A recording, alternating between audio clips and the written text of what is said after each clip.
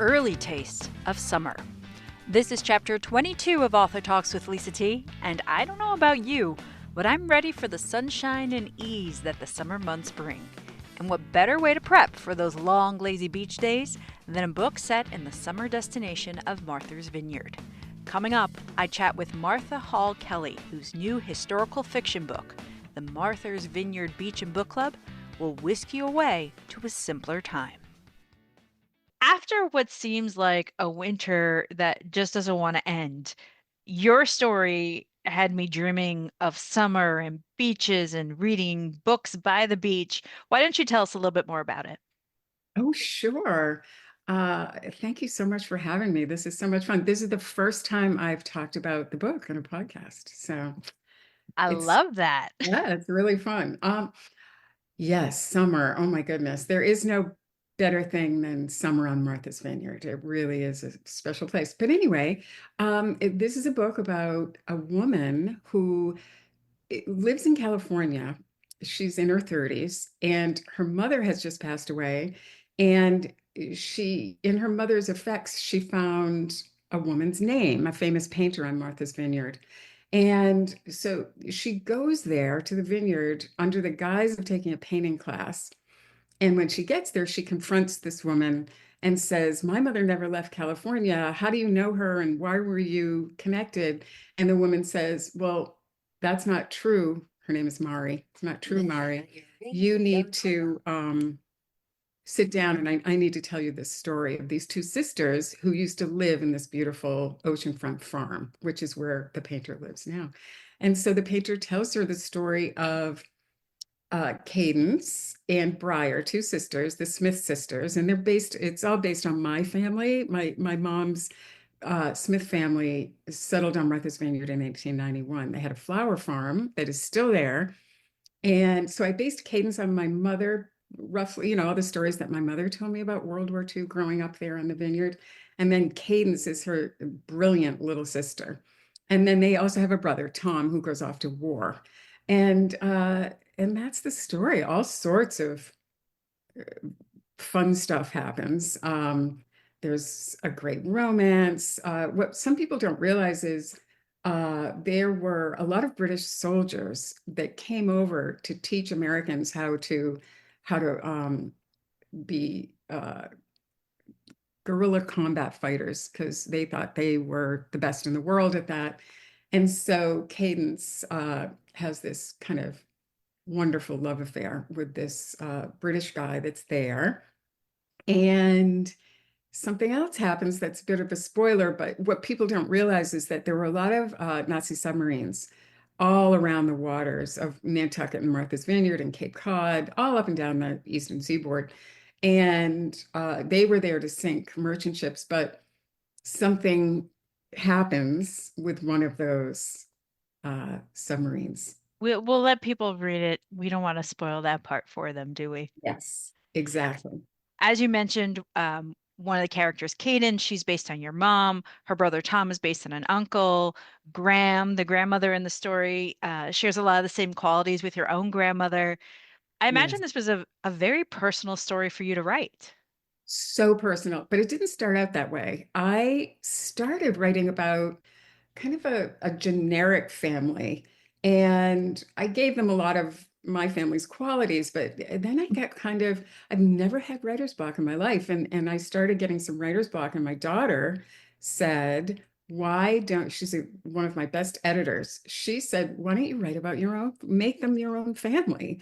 And once I did that, it completely changed the game for me. It was so much fun because I would look forward to spending time with my grandmother, who I knew, she died when I was 7, but um, and spending time with my mom, who I miss terribly. And I was lucky. One of her best friends is still alive. She's in her 90s. She won't tell me how old she is exactly, but because she said that people treat you differently if they know how old you are. I mean, I can do the math, but still. And her name's Shirley Kennedy. And I was kicking myself that I didn't asked my mother enough about Martha's Vineyard at that time, and Shirley just filled me in on everything. It was really, really fun. And she said, your mom would love that you were doing this. And, it's like having a little piece of my mother still here. A lot of the details of your story, the lives the girls live, the goings on the island during World War II, even what happens to Tom in the book, which we also won't mention because that's a little bit of a Yes, that's a spoiler as big well. spoiler. They're all based on family stories. And so Yeah. while your mother's friend was able to fill in some of the blanks of like the goings ons, did you grow up hearing these stories or did someone write them down? My mother would talk about it all the time, especially because she had such great memories of the soldiers that were stationed out there. There's an army base called Peaked Hill. It's gone now, but it's in you can hike up to it if you're on Martha's Vineyard, and it's in the highest on the highest point of the island. So the views from up there are unbelievable.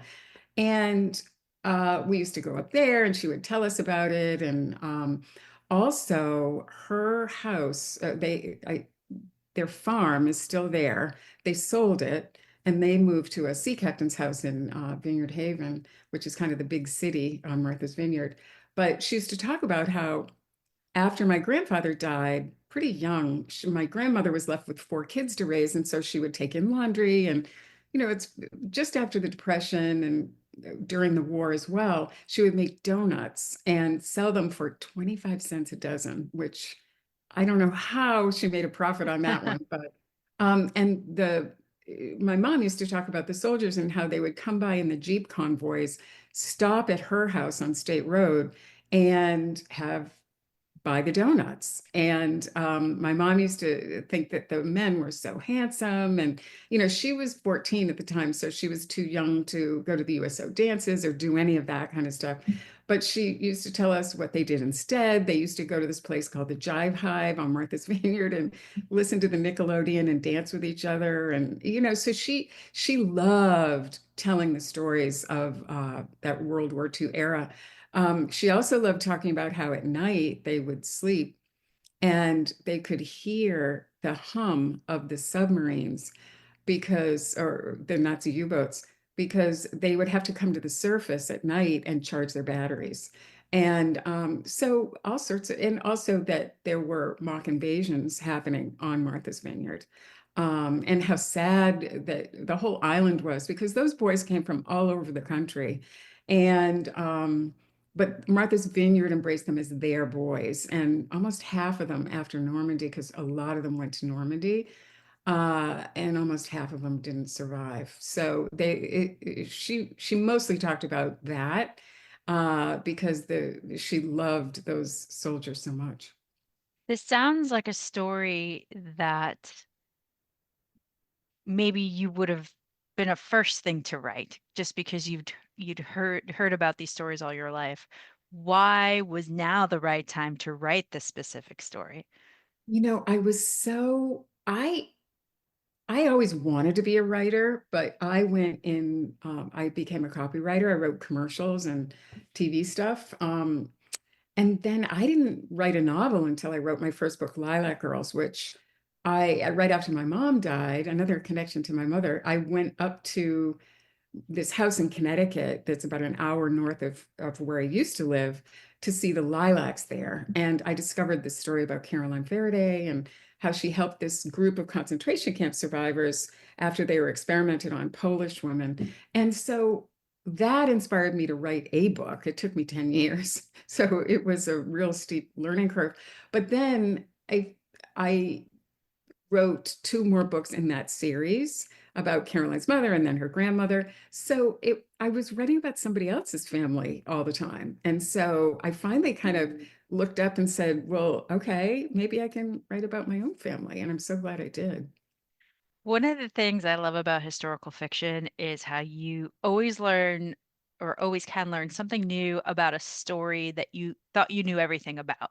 Like World War II feels like one of those things that everyone thinks they know what happened, and yet, year after year, we get new historical fiction books that teach us something that we didn't know. And your book is chock full of that kind of history. But to me, the one thing that really stood out were these books that were produced for soldiers specifically so that they could carry them in their packs for Oh, them. yeah. The And AFC, yeah. yeah, and I loved learning how it kind of sort of made The Great Gatsby a really popular novel.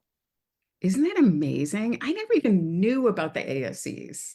And once I dove into it, I found a book on Martha's Vineyard at a flea market, and it was all about these armed services editions.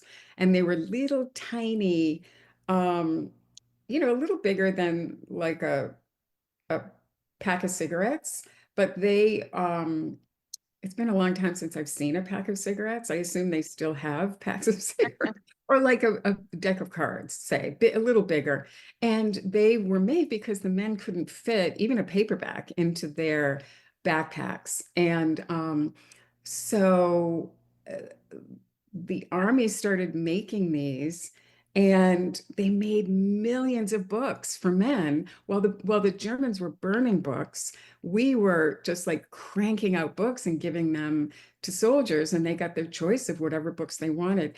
Every man that was on the invasion barges at Normandy carried one of these books with them, which is, I think, Mind-boggling. such a moving thing. But it made Great Gatsby a hit. And F. Scott Fitzgerald's books had been hits already, but not The Great Gatsby, until the soldiers came back from the war and were all this word of mouth, millions of guys were talking about The Great Gatsby. So yeah, that's And a that was fun. about like 20 years after it had first been published, right? Because I think it just celebrated its 100th birthday. Yes, that's exactly right. Yeah. And Amazing. I'm not sure, I think maybe F. Scott Fitzgerald had already passed away by then. He died, I don't know, penniless, but it wasn't a good story. So it's sad that it was posthumous that all this happened. But so Cadence, who herself is a book lover, has a Neverland collection of books. Yes. Do you My have mom. one like that?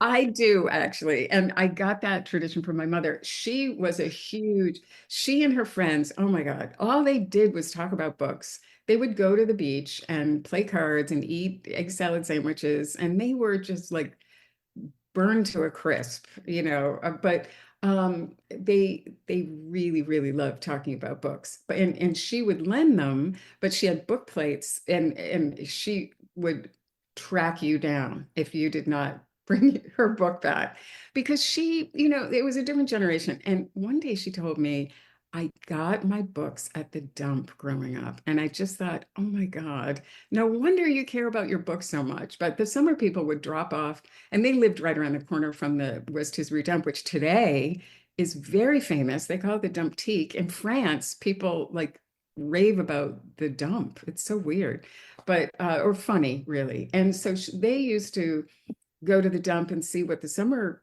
people left behind. And she said, oh, she was thrilled when it was a carton of books. So I get it. That's why she, was so paranoid about not getting her books back. But she did have a Neverland. It was like, I think it was like a first edition of Madeline. Oh my God, she loved that book so much. Her original copy of Charlotte's Web, a lot of children's books that she didn't lend. And then, just her little personal collection of, yeah, yeah, I gave that to Cadence as one of her little, character things. What's the number one book in your Neverland collection? Well, I have my mother's Madeline. Oh, yeah, I wouldn't lend that one out either. Yeah, yeah, it's fragile too. But my dad gave me Portuguese sonnets for my 16th birthday, and that's in there. Just a nice little collection. I also have my dad wrote her autobiography, and that's in there. But yeah, yeah, I think everybody must have do you have a Neverland? I guess I never thought of it that way, that I have books that I don't want other people to touch, but I probably do. But I haven't categorized them that way because I get doing this podcast, I get so many books. I I can't bet. keep all the books in my one bedroom apartment, so I love to pass books that I liked on to other people and think that the book gets to have an adventure by getting passed around. But I would say the books I have that are signed are probably Neverland Oh, right. Oh, books. Yeah. That's what happens in the book too. They pass the books around. Yeah, and another like little tidbit of history is I didn't realize how rare the paper was that books were printed on, which is why people didn't have all this access because everything went into the military machine. And that's why you had to go to a dump and get books. And the fact that you had people who had so much money they could just throw books out or get their hands on the latest one without even thinking about it is it's so it feels so strange yet I guess in this day and age where we have like a very large wealth gap, it doesn't seem that strange. All of it surprised me, honestly. I had no idea. I thought that probably books were scarce because they probably didn't have a chance to make that many, but I didn't realize that it was the chemicals and the cardboard and all the things that went into making a hardcover book that made them scarce. And also, so as a result, people, I don't want to say hoarded books, but they were very careful with their books and didn't do a lot of lending. And libraries were, under a lot of stress because everybody turned to the libraries. So it was, there just were no books. And yes, if you were wealthy, like my women that are at the little beach club that Cadence and her friend Bess are waitresses at, to them, you're right, it was like no big deal. They were going to take their books to the dump after they read them. But to people, most people just couldn't get new books.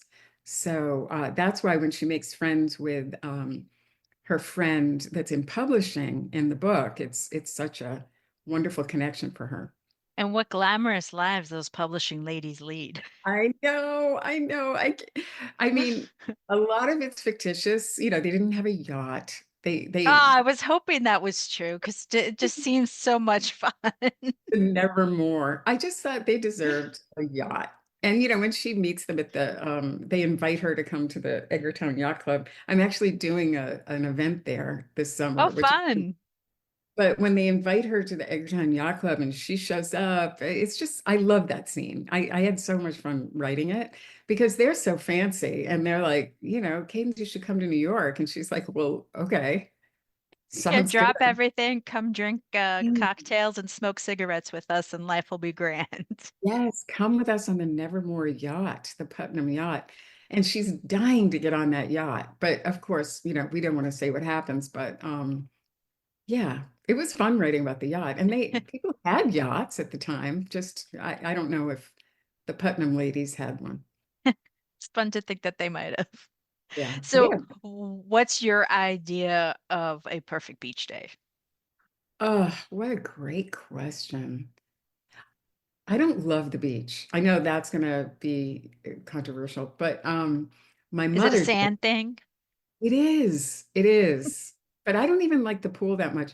I think because I burn so easily, that's always been, and my mother loved the beach so much. She used to bring me to the beach all the time and just like park us in the sun. And on Martha's Vineyard, there's some beaches with a lot of surf and undertow. And I don't know. I just grew up thinking I'd rather like be in a cool living room on a couch reading a book and not like squinting in the sun. So I know that's a little bit At a of book.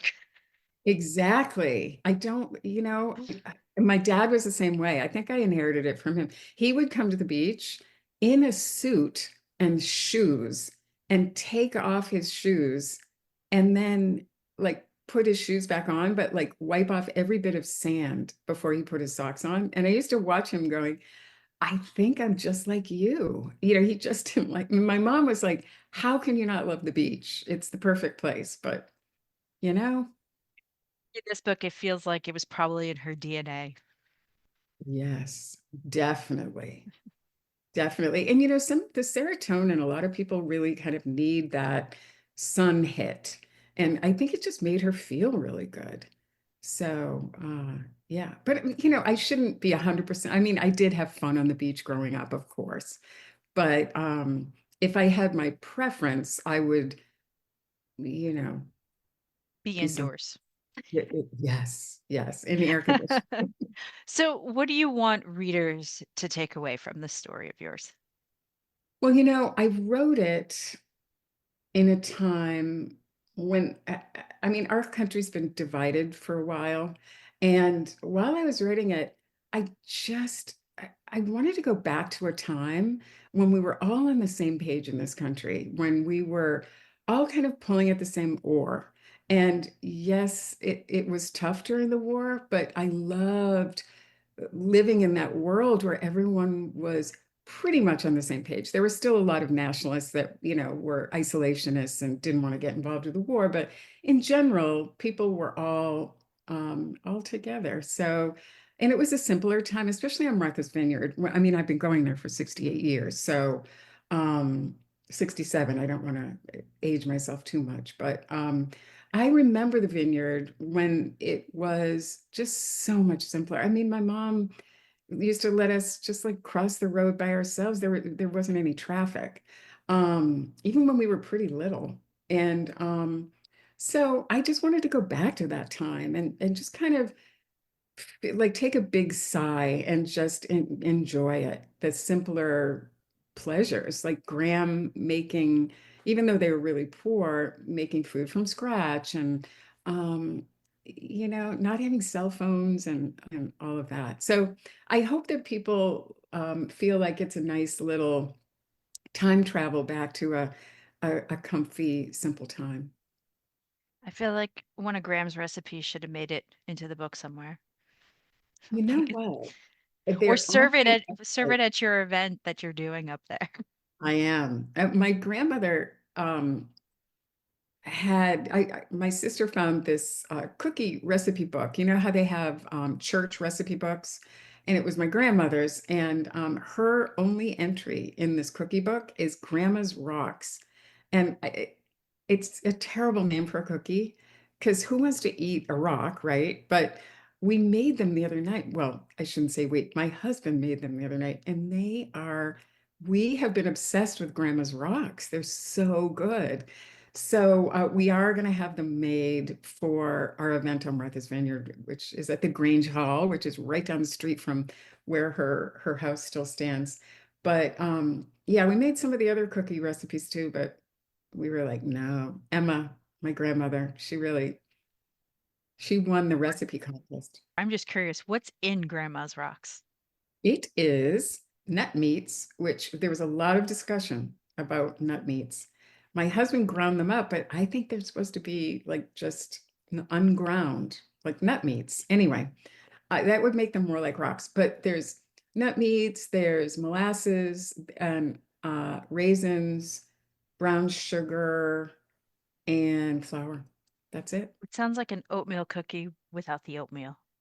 Yes, I think you're exactly right. I was Sounds thinking that delicious. while I was eating them, at my 100th one. Uh, And do you and just wait, do I remember that the only direction was just like plop it down or something like off that? from spoon. That is the only direction. It was like you couldn't give us a little like what to heat the oven to, or the other recipes like Ellie Littlefield's was like very detailed, but hers is just drop from spoon. I think my grandmother, you know what, 4 kids, no husband. She was busy. Yeah. The If you fact that didn't they know didn't eat what temperature your oven should be set at for cookies, then you had no business baking cookies, I guess. exactly right. Yes. My husband then made a variation where he put some trail mix in it, and that was good too. So Talking with Martha Hall Kelly. The new book is The Martha's Vineyard Beach and Book Club. Thank you so much for spending some time with me today to talk about it. This is such a lovely story, and to know that it's your family history. Just, I feel like I know you and your family so well now, even if a uh, fictionalized version. that is so nice. This has been so much fun. And thank you for making my first podcast such a delight. And that's where we close the book on this chapter. Martha's new book is available now for pre-order, so make sure you go and get it. Next time, we'll dive into another historical novel about a legendary book, a missing mother and a daughter whose search for both of them takes her across the ocean. Head to lisatbooks.com to subscribe to this podcast if you haven't already, and be the first to know when a new episode drops. You can also follow me on Instagram at Lisa T Books. Keep turning those pages. I'm Lisa T.